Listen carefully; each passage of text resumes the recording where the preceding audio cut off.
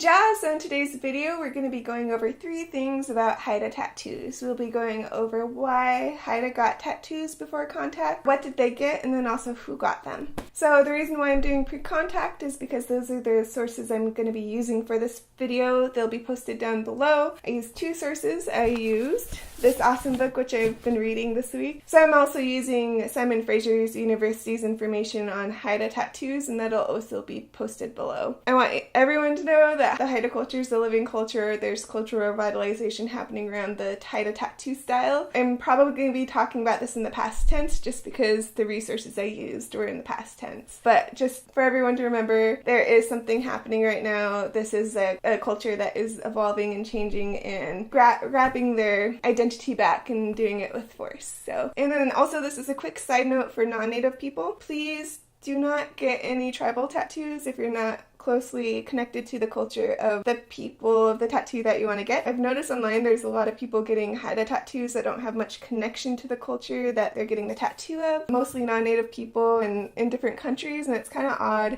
Those tattoos have meaning a lot of times, and if you have a tattoo that someone worked a long time to get, basically, or it's a very close personal story for their family or their lineage or their moiety, it's kind of belittling the history of their family. So I'm still learning more about tattoos, but if you're non-native, please don't get tribal tattoos. So if you don't know who the Haida are a great people from the Pacific Northwest, and they can be found in Haida Gwaii and Prince of Wales Island. Our traditional homeland is Haida Gwaii, and we started to migrate up to Prince of Wales Island in the 1600s, which is in Alaska. I'm Alaska Native. I currently live in Juneau, so Haida obviously live in other places other than those 2 places as well. That's a quick little tidbit about the Haida people. If you want to learn more, please Google Haida. So let's start now. Why did the Haida get tattoos? So from the Simon Fraser website on Haida tattoos, they said for status, so it showed where in society they're at, what families they came from, and what lineages they came from. So Haidas had a whole complex lineage system or clan system, as I've heard people call it, and I'm still learning the language to it too, because in Alaska we say different words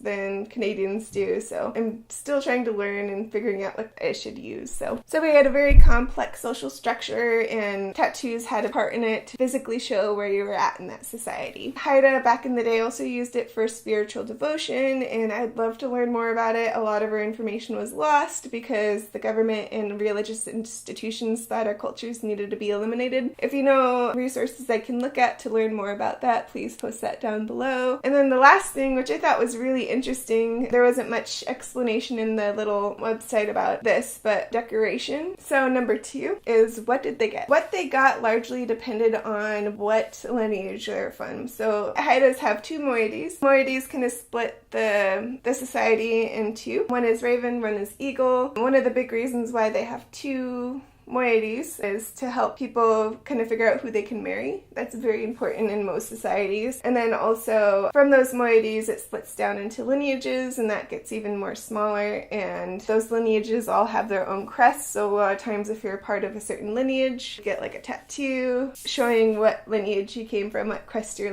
lineage has. So a lot of times the tattoos would be the crests, and the crests would be owned by those families, those the lineages. Describing the social structure of the Haida can get really complicated, and that just deserves a whole other video in and of itself. I've seen some ethnographies and anthropologist journals and writings about the social structure, so I definitely encourage you to go to your library, look up this information, or go to online journals and kind of look up the same information. So the last thing we will be going over is who got the tattoos, and this will be before contact. It looked like everyone got tattoos that were in the Haida society, and they'd start getting tattoos as they were children. Their skan would do their first tattoo, and the skan is the father's sister. The father's sister is an aunt, so you call her skan. Basically everyone got it. They didn't really say in either of these 2 resources I'm using that are linked below, but I've read in other like ethnographies and stuff that are in our library that everyone pretty much got tattoos back then, so I thought that was pretty cool. I think that's about it. This is my first video on this topic. It won't be my last video, so if I missed anything big and blaring, if I didn't explain anything well enough, if you want me to talk more about a specific topic and make a video all about that one specific topic about tattooing, please comment that down below. I'm still learning, I am having fun with this, and yeah, I think that's about it. Please don't forget to subscribe and like, and have stinky king sang. How for watching.